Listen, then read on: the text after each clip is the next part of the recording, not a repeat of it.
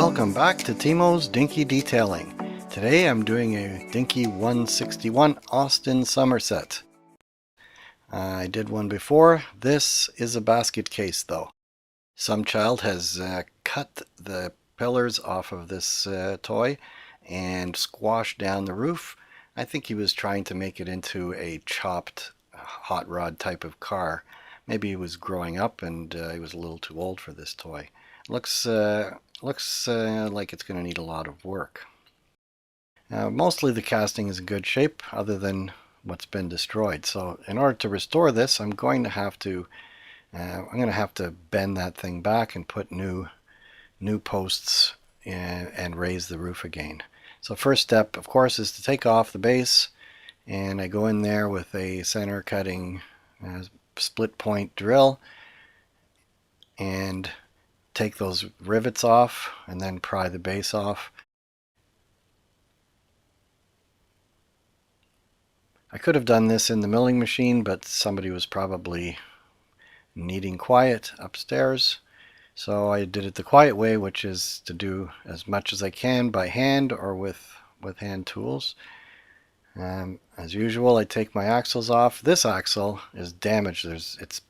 It's got all kinds of burrs on it, like somebody was grabbing it with pliers or something, and twice. So I have to go in there with a file and clean those burrs off. So I'm not going to reuse this axle. I'm going to have to use another axle that I have in stock. And this other axle is in much better condition. So again, I go with my file. The one end has been ground smooth so it doesn't damage the hubs. And I take those off. I recommend you use a good quality file. I have a Nicholson file, and a small file is not going to work as well. So I've got this as the old Sommerset that I did before, so I can measure the height of the roof, or at least the space in the front window, because here I'm setting up so that I can adjust this thing, and I'm using a C-clamp. And the idea here is, if you try to push this some other way, you could exceed the strength of it and you can break the whole top off. But this one, when I'm turning that C-clamp, if this thing starts to yield, it can't go any further because the C-clamp isn't going to go any further. So it lets me control that process. So here I'm measuring to make sure that I've achieved the right dimension. And that looks a lot better. So here I've got the 3D printer, and this toy is going to get an interior that it never had, so that's what I'm printing here. After printing, it goes into the alcohol.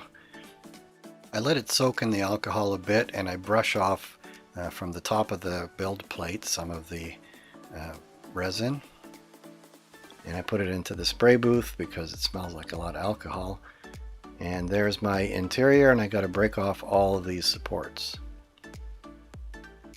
So there we have it.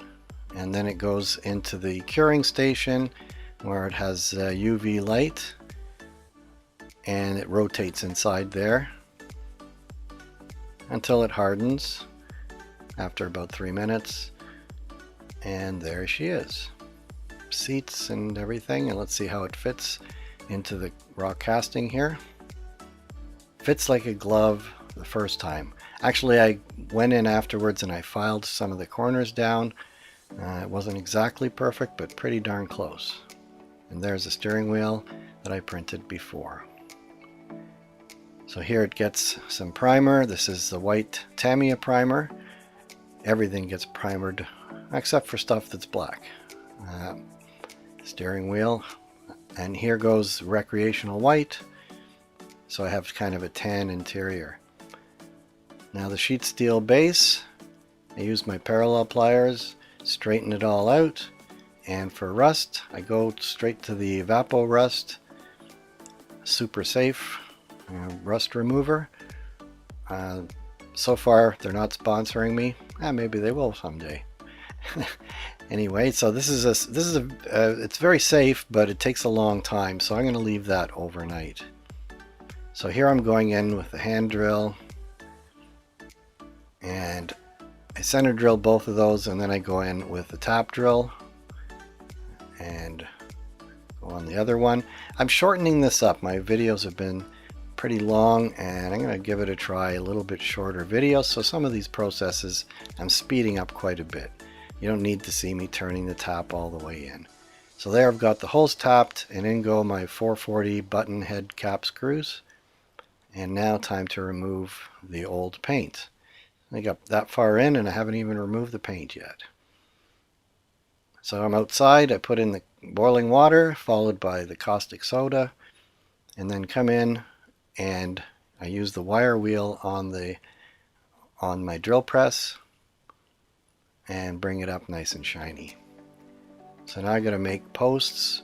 So I scribe a line on here, cut off a piece of aluminum, and then it's saw cut, so I take my file and put it in the vise and I clean up all these edges. Take the burrs off and then do the other edge. A lot of manual work making these parts.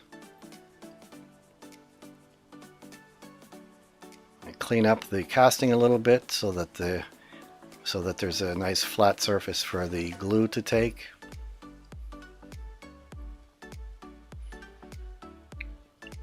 And then I cut off a piece of the aluminum. I put a piece of tape on the end because it's very short, so I can't hold on to it. I have a big chunk of tape. Even if it flies off out of my hands, it's going to be easy to find on the floor. So I put some masking tape behind it and put it on there, and then some super glue and baking soda, which is the Toy Restorer's magic cement. And it instantly hardens and gives you a nice firm surface, and you can actually build up and model things from it if you need to. So the front pillars, again I put the masking tape on the inside, hold it in place, and then go in with my super glue.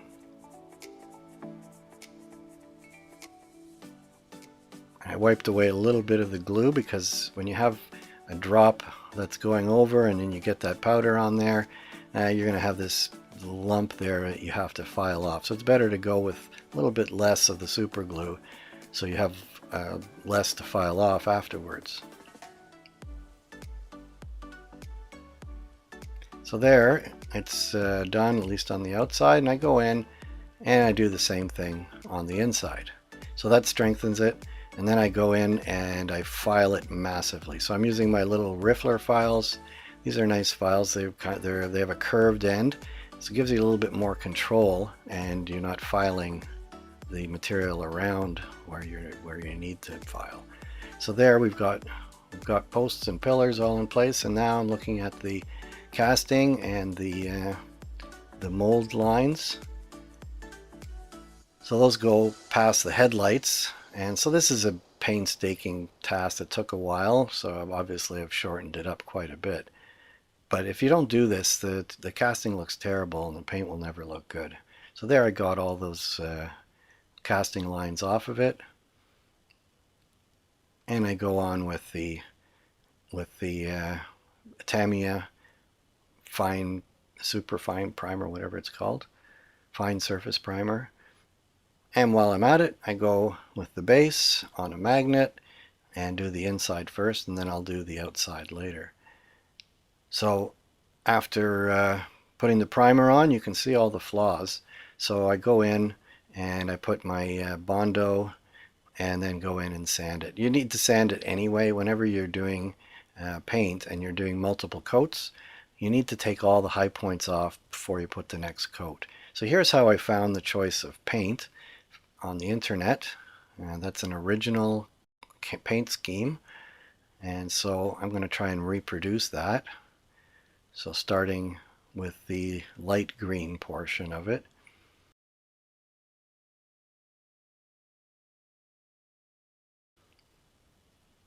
I didn't show mixing up that paint. I don't actually have a video. I don't know why. I forgot to turn the recorder on or something. So while we're at it, it's time to like, share, and subscribe. And make sure that you don't miss any of my videos. And if you share, we might get some more watchers, because I think this is entertaining for all sorts of people. Now we did the inside before, now I do the outside of the base. And this is satin paint, not semi-gloss. I bought semi-gloss and it's too shiny, but the satin paint looks just perfect. So now I go with the green paint and I paint the hubs. I'm not showing both sides, but I had to do the whole thing over again and do the other side. So there's my stick shift, and I put a nice russet colored knob on it and my black steering wheel, and the interior is ready. So now this paint, it looks like I'm doing this all in an hour or two, but this is about 4 or 5 days later. I want to make sure that my paint has cured and hardened before I start putting tape on it, and there's a lot of tape to do this. It's a lot of work, so there it happens just in a couple seconds. Now this looks like blue on my screen, but it's actually metallic green.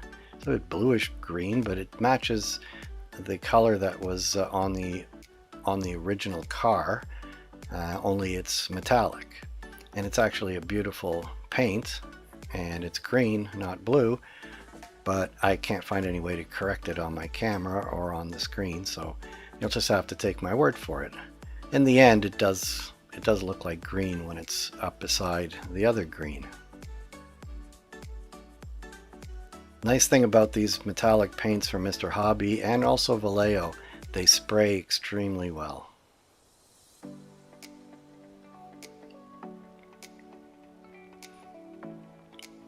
I'm going in with light coats at first. It also helps with the tape line. If you put a light coat, it doesn't have a chance to bleed under the tape. So when you go to put your final wet coat, it won't bleed under the tape. So a lot of tape here. And again, I've speeded it up for you. You just see each piece being torn off. And it makes for more compelling video.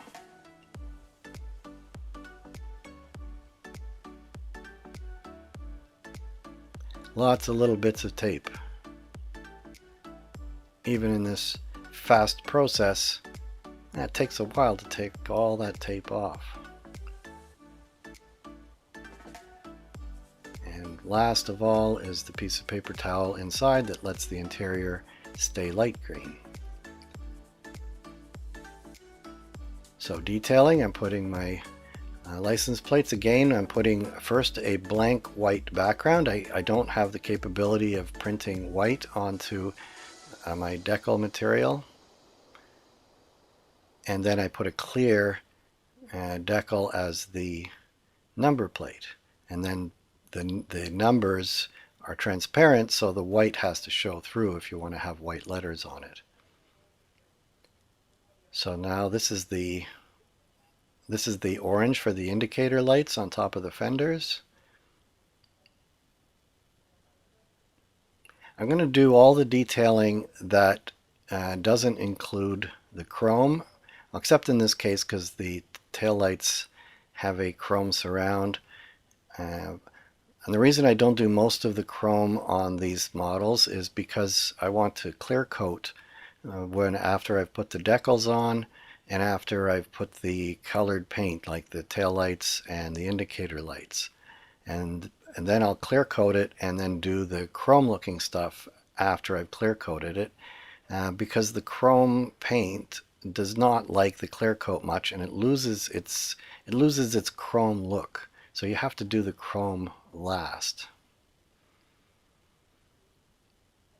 We've got tail lights and indicators. Now, because it's a metallic paint, I've tested it on spoon, but this premium clear coat makes a much better surface on top of the metallic paint. So I have to use this when I'm using metallic paint.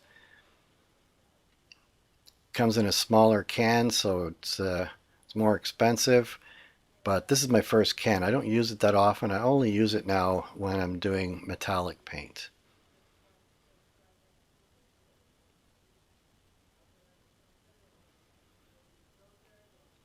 So that winds up looking really awesome. Actually, when paint first went on, it didn't look great, and I left it for a few hours, and then it smoothed right out. It was brilliant. So here I've cut out, you've seen, if you're watching my videos, you've seen this trick before. I'm not happy trying to paint these circles around, like the trim ring around the headlights.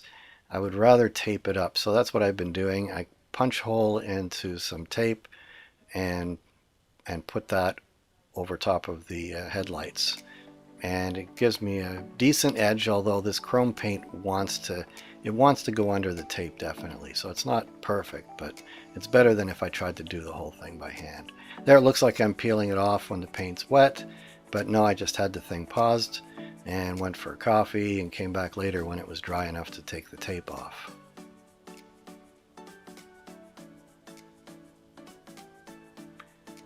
So this has very interesting chrome pieces on the front of the car, so it's kind of fun to do, and it makes it kind of spectacular at the end because of all these little bits of chrome. This looks fantastic.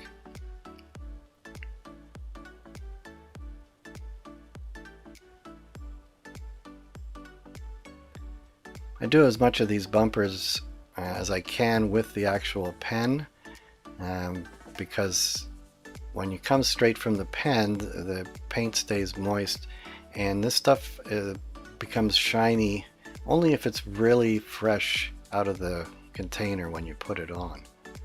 So here I go. I've got these nice detailing brushes that my sister-in-law gave me for Christmas, and they're doing a fantastic job. So I've got a whole arsenal of paint brushes now, and I use different brushes for different purposes as I discover which ones work and what they work best at. So this is obviously not coming out like an original Dinky toy. It's a resto mod for sure. It's more coming out like the real car looked.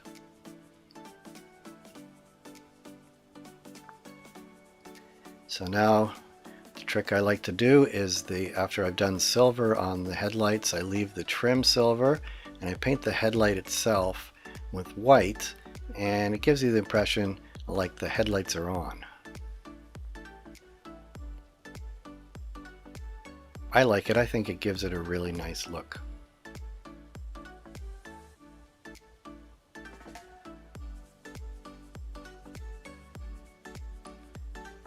Put a little bit thicker so that it covers, so that the silver isn't showing through.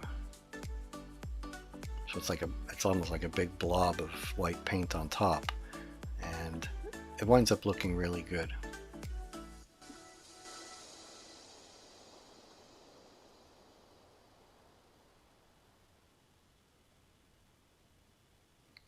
I swear half the job is detailing these toys. So I get my axles ready. I'm putting a little dimple on the end. You've seen me do this before, and I'm shortening up the video for it. I loosen off the collet, and there we've got the little dimple, and then I buff the axles up on the buffing wheel, and then it's ready for assembly. So I've got my painted hubs, I've got my tires that are O-rings, and these vice grips have a groove in the jaw, and then I hammer front and back. I hammer that down and it makes a decent looking mushroom, and there we go, and it rolls. Now this one's going to get a windshield. I've tried different ways of getting a windshield. The easiest way is to buy one from Steve Flowers, but these toys never had windshields, so I have to come up with something. I've tried various different methods, and so far the easiest way to do it, and it gives me the best results, is to cut out, I make a paper pattern, and then I cut out this plastic from commercial packaging that's on various different packages, and in this case I'm not even gluing it in, because I discovered if I cut it right, I can just put the interior in and it holds the windshield in place. Then my screws that got painted during the painting of the body, I go back in, and the toy is ready. So let's remind you what it looked like before. So here's the toy. The child probably had this toy for a very long time, and eventually he got bored with just the ordinary toys, so he wanted to make it look into a hot rod or something, chopped it all up. Well, let's see what it looks like now. Well, that's a pretty spectacular difference. This toy looks better than it ever did. It's got two-tone paint that the original car actually came in from the factory. This is probably a more luxurious version, the more expensive version, because most of them were just single color. And I've put the license plates and extra detailing that Dinky would never have done, and I put an interior and I put windows. So this is it's modified quite a bit. But I think it looks fantastic, especially when you consider what a basket case it was. So I hope you enjoyed this episode of Timo's Dinky Detailing as much as I enjoyed doing it. We'll see you next time. Till then, be seeing you.